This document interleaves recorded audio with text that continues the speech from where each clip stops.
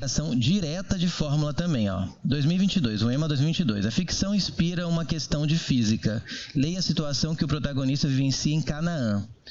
Aqui ficou até, acho que pegaram uns trechos, ou o livro assim eu não li, esse livro do Graça Aranha, né? Canaã. Diz o seguinte: Milkau, alemão, recém-chegado a uma colônia de imigrantes europeus no Espírito Santo, aluga um cavalo para ir do Queimado à cidade de Porto do Cachoeiro. Milkau deseja arrematar um lote de terra. Schultz apresenta-lhe o agrimensor, o senhor Felíssimo, que está para ir a Rio Doce fazer medições de terra. Milkau, desejando aí se estabelecer, decide se juntar ao agrimensor e convida Lentz para acompanhá-lo. Até que assim, não ficou tão confuso não, acho que agora eu li com mais calma, né? O Milkau quer um lote de terra, tem o Schultz, que ele é o agrimensor. Não, Schultz é o amigo que apresenta o agrimensor, que o senhor Felício está indo para Rio Doce medir terra. Milkau aproveita e vai junto, que ele quer, pelo que eu entendi, se estabelecer em Rio Doce. Bom, não importa tanto para a questão, agora vem a parte mais importante. Agora, analise a situação sob a ótica da física. Imagine que após algumas horas de viagem, o agrimensor percebe estar perdido e tenta usar uma bússola, aí vem a parte de magnetismo, magnética, a 6 metros abaixo de uma linha de transmissão. Qual o problema de ficar abaixo de uma linha de transmissão? Linha de transmissão tem correntes de alta tensão, correntes de muita intensidade, que por sua vez geram um campo magnético muito potente, muito grande, muito intenso, melhor dizendo. Um campo magnético muito intenso. Por isso que, inclusive, as linhas de alta tensão na estrada, você pode ver que elas ficam bem altas. As torres são muito mais altas que os postes de condução que existem dentro da cidade. Por quê?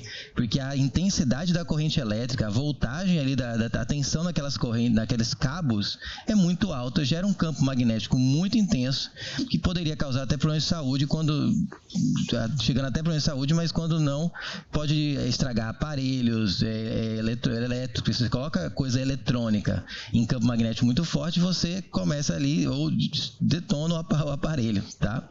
Então, por isso, as torres de alta tensão são muito mais altas na estrada do que na cidade, porque a corrente que passa por elas é muito mais intensa, né? Quando chega nas cidades, elas diminuem a intensidade só para distribuir para as residências.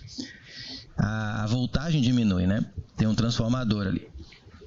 Bom, voltando para a questão. Então ele ficou abaixo da linha de transmissão. O que isso vai fazer? Isso vai atrapalhar a bússola, porque o campo magnético gerado pela tensão é maior que o da Terra. O da Terra é um campo magnético que protege a gente vai até ver na próxima questão, porém é um campo magnético muito fraco perto de um campo magnético de uma linha de alta tensão. Abaixo de uma linha de transmissão que conduz uma corrente de constante de 180 amperes, olha a intensidade da corrente. Os imigrantes, entretanto, chamam a atenção para a influência que a linha de transmissão terá sobre a leitura da bússola.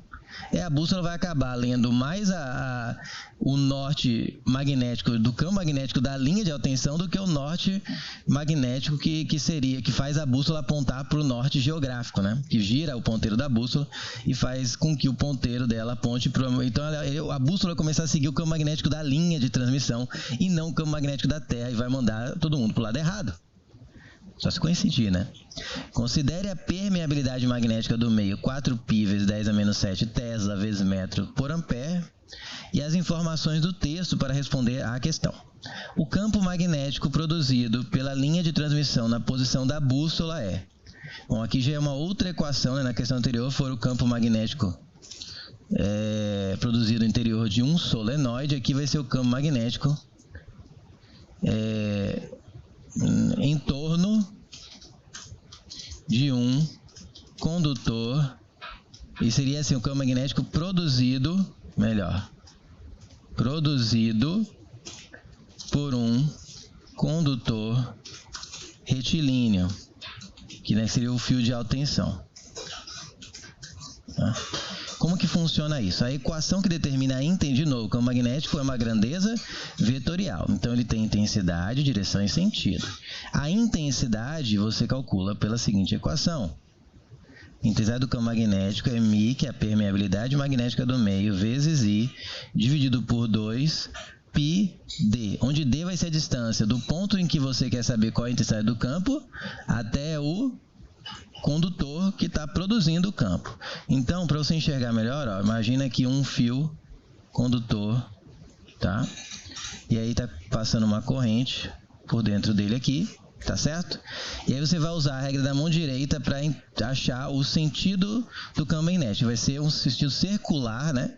Em torno desse fio. Então, de novo, regra da mão direita, ó, dedão vai ser o sentido da corrente, garrinha, o sentido do campo. Nesse meu desenho a corrente está para a direita, faz aí caso a câmera esteja ao contrário, pega a sua mão direita, dedão no sentido da corrente, a garrinha, ó, ficou em direção ao meu rosto, tá vendo? Ficou apontando o meu rosto. Então, o campo magnético vai ser circular assim, ó. Se eu for desenhar mais visivelmente, ele está entrando na tela aqui embaixo e saindo da tela aqui em cima. Lembrando que essa bola com X significa vetor entrando no plano ali. No caso aqui é a tela do computador. E a bola com um pontinho é um vetor saindo do plano em direção ao seu rosto. Então, embaixo do fio ele vai estar entrando e em cima está saindo. Regra da mão direita determina o sentido. De novo, nessa questão não preciso da direção e sentido, tá? Eu preciso apenas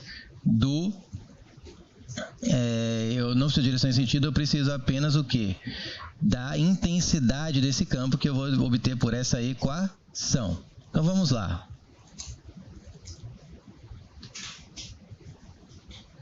Campo magnético, Mi vezes I sobre 2πd, certo?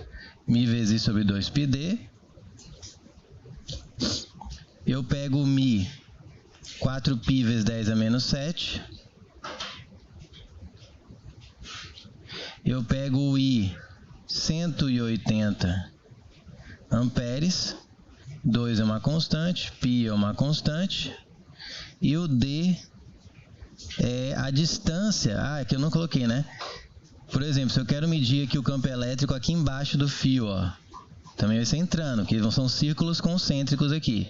Se eu quero saber quanto é o campo elétrico aqui, a uma certa distância do fio, ó, eu meço essa distância D aqui do fio até o campo. Esse é o D, tá certo? Então, para essa questão, o D vale 6 metros, é a distância que estão abaixo do fio, 6. Aqui as unidades de medida estão todas conversando. Aqui está em Tesla, metro por ampere, e aqui está em metro. Então, está tudo ok.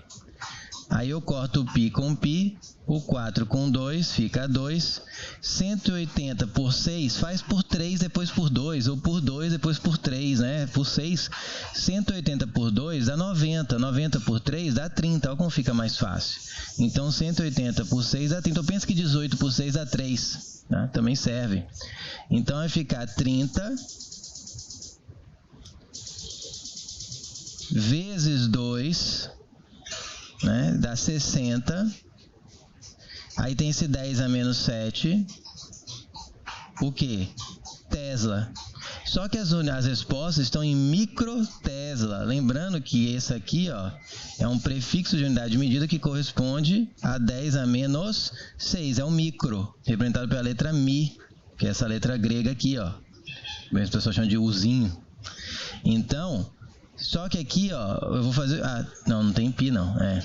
Já pode eliminar, porque, ó, deixaram um π ali porque tem um π, mas o π de cima cortou com o π de baixo aqui.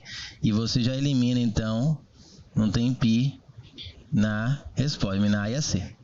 Voltando aqui, eu vou escrever em notação científica. 60 vezes 10 a menos 7 é o mesmo que 6. Só que aí você dividiu aqui por 10. Para compensar, você multiplica a potência de 10 por 10. Então, de 10 a menos 7, ela vai para 10 a menos 6, né? Porque soma 1 ao menos 7. Tesla. E lembra que eu falei que o 10 a menos 6 eu posso substituir, né? Pelo micro, porque o micro representa 10 a menos 6. Então, escrever 6 vezes 10 a menos 6 Tesla é a mesma coisa que escrever 6 microtesla, tá? Então, o campo ali era de 6 microtesla, que dá o gabarito da letra D de...